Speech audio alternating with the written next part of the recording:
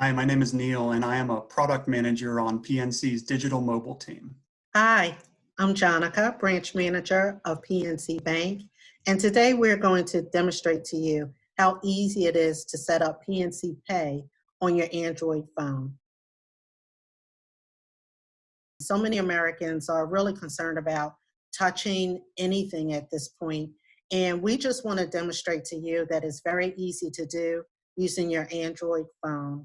And Neil, if you could just explain everything to our PNC clients, how easy it really is.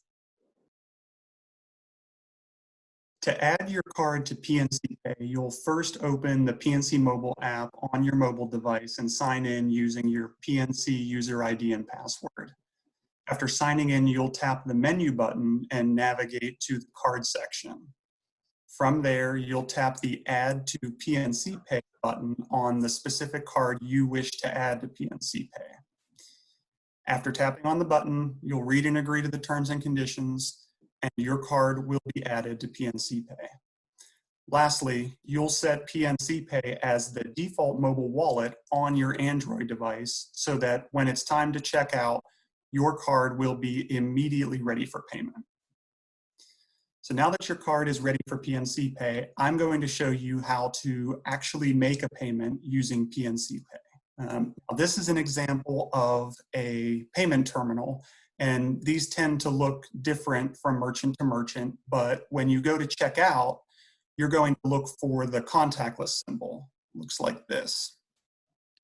And this is how you know that you can use PNC Pay, because PNC Pay and other mobile wallets are accepted anywhere you see this symbol. When you see this symbol, what you'll do is you'll wake up your phone and you'll hover your phone over the payment terminal. You don't need to actually come in contact with the terminal. You'll then be prompted to confirm the transaction using your fingerprint or your device passcode.